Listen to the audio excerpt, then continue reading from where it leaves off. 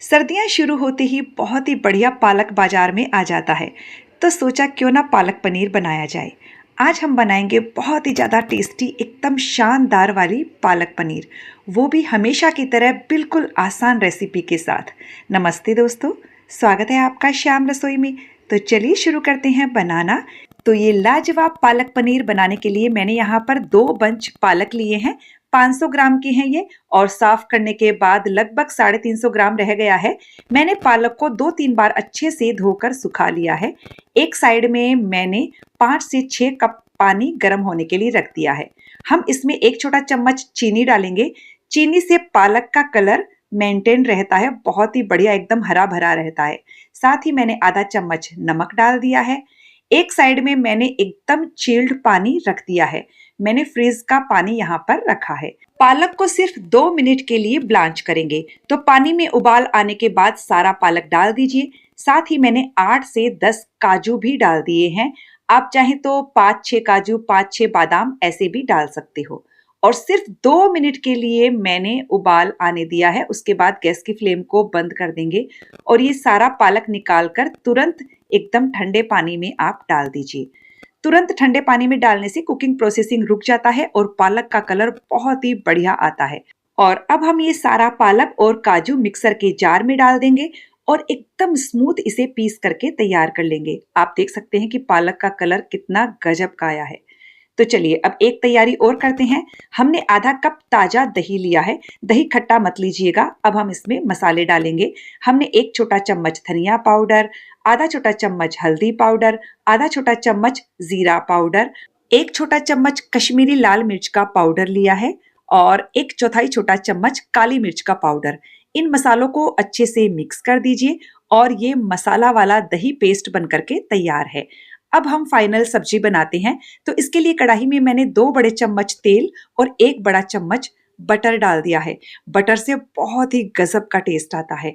और बस बटर को अच्छे से मेल्ट हो जाने के बाद हम इसमें डालेंगे 1 तेज पत्ता। मैंने तेज पत्ता के 2 टुकड़े कर लिए थे और 1 छोटा चम्मच जीरा डाल दिया है। 2 सूखी लाल मिर्च, इन्हें हल्का सा भुनेंगे। और अब हमने यहाँ पर 1-1 चम्मच अदरक, लहसुन और हरी मिर्च लिया है।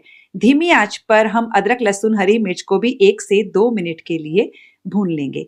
जैसे ही देखिए लहसुन भुनना शुरू हो गया है, हम इसमें 2 मीडियम साइज के बारीक कटे हुए प्याज डाल देंगे। प्याज को भी हमें अच्छे से सॉफ्ट होने तक भूनना है, या जब तक इसका हल्का सा कलर चेंज ना हो जाए। तो प्याज को हम मीडियम हाई फ्लेम पर भूनेंगे। और ये लीजिए प्याज पूरी तरह से सॉफ्ट हो गया है। अब हम इसमें डालेंगे 1 छोटा चम्मच बेसन। उससे पहले गैस की फ्लेम को लो पर कर दीजिए और बेसन को 2 से 3 मिनट के लिए लो फ्लेम पर भुनेंगे। बेसन ग्रेवी को होल्ड करके रखता है और बहुत ही बढ़िया ग्रेवी बनकर तैयार होती है। बेसन अच्छे से भुन गया है।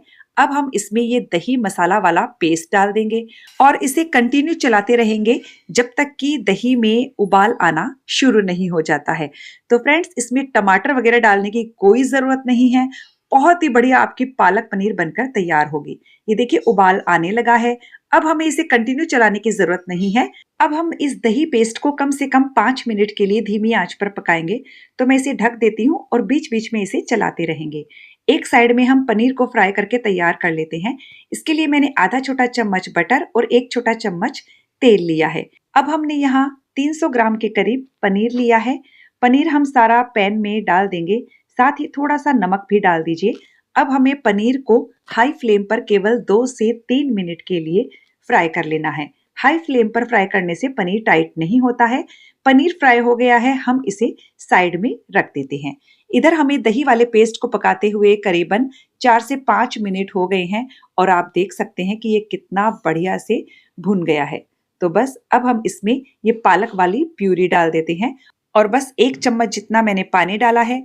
अच्छे से सबको मिक्स कर दिया है और अब हम इसमें स्वाद के अनुसार नमक डाल देंगे। नमक ध्यान से डालिएगा क्योंकि पालक नेचुरली थोड़ा सा नमकीन होता है, तो इसमें ज़्यादा नमक की ज़रूरत नहीं होती है। नमक को भी हम अच्छे से मिक्स कर देंगे और अब हमें इस पालक की प्यूरी को धीमी आंच पर कम से कम 8 मिनट के लिए पकाना होगा।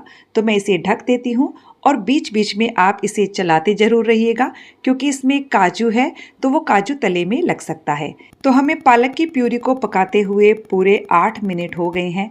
आप देख सकते हैं कि इसका हल्का सा कलर चेंज भी हो गया है। इसे बहुत ज़्यादा पकाने की ज़रूरत नहीं है।